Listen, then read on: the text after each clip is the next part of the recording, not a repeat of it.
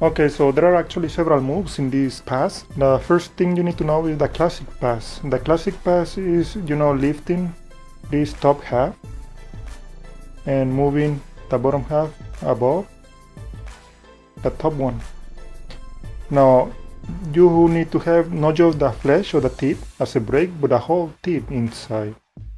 And it pinches or catches the top half against the third finger, lifted, and basically it's just a partial lifting.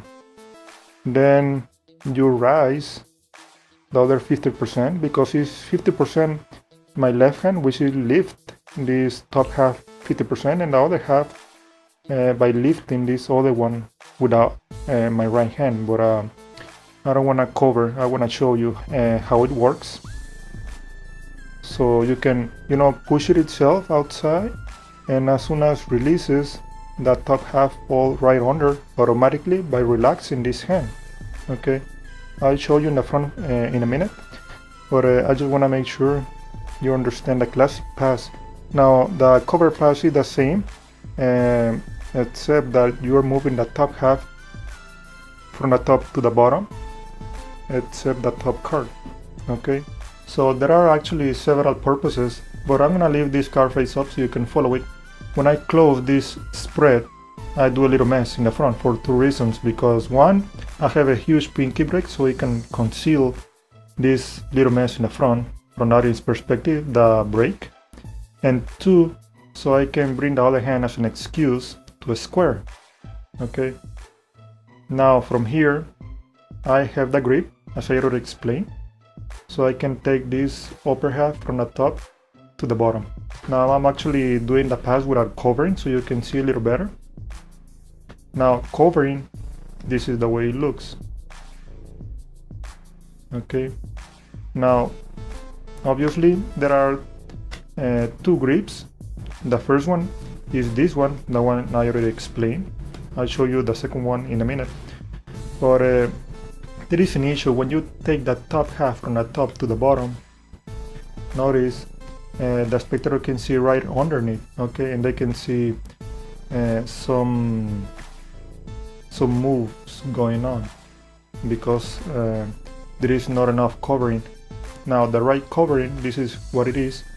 The middle finger covers over here in the corner, followed by the third and the fourth finger, and they supposed to cover the whole view of the spectator right in front of the deck. The index remain right on top, right in this corner, okay, and the thumb is covering this side over here. So you can, with the index right here in this corner, push the top card out, okay, a little. I'm exaggerating so you can see what I'm actually doing with the index finger only. So the third finger can grab the upper half except the top card by pushing this card, the top card, a little sideways, and you can do the move. All right. Now, as I said, how you can cover this top half going underneath? There are two ways as well. One, you can twist the wrist right before you close the spread, so the spectator can see straight from the top, and then you can do the pass, so they don't see what is going on underneath the deck of playing cards.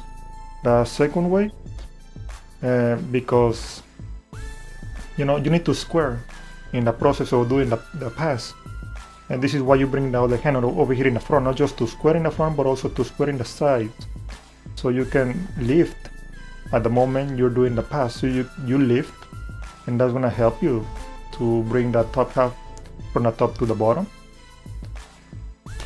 And once again, from the side, by lifting, you can push away the top half a little easier and bring it back, and keep doing the same gesture a couple times. Okay, so you justify the lifting by keep squaring,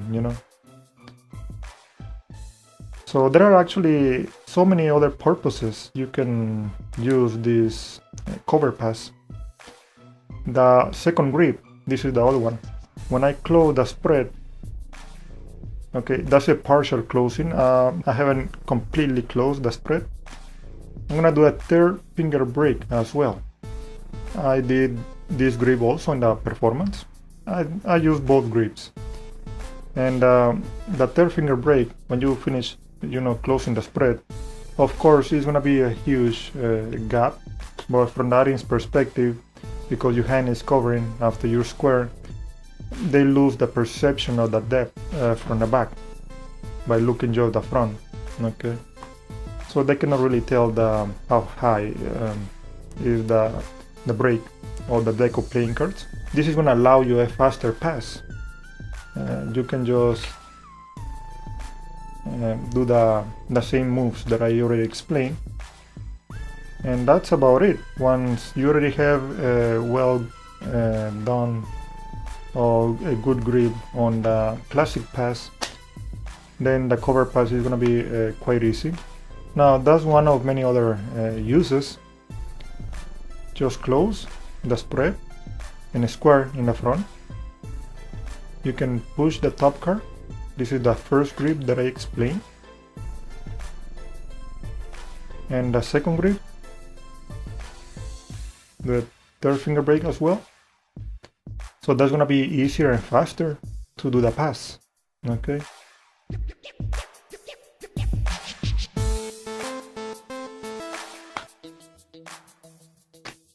Now a little tip that I can say about it: when I do the pass, I usually move forward a little bit, and it covers actually this side very well because I'm pushing this card a little sideways, so when the top half go to the side, this top card covers quite fast that top section going from the top to the bottom. But for some reason doing, make sure it is completely square from the side so you don't expose the three fingers covering in the front. And I move a little bit to the front as a reason was an excuse because the thumb is right here in the upper corner, and when I move it to the front it's like sliding towards the back. So it's squaring in the back and then complete the square. With the spectator they only see the thumb going from the front to the back a couple times. Okay, so it looks a little bit more subtle that way when you lift it and keep, don't over exaggerate it, just a couple times, that's gonna be good enough. And that's it.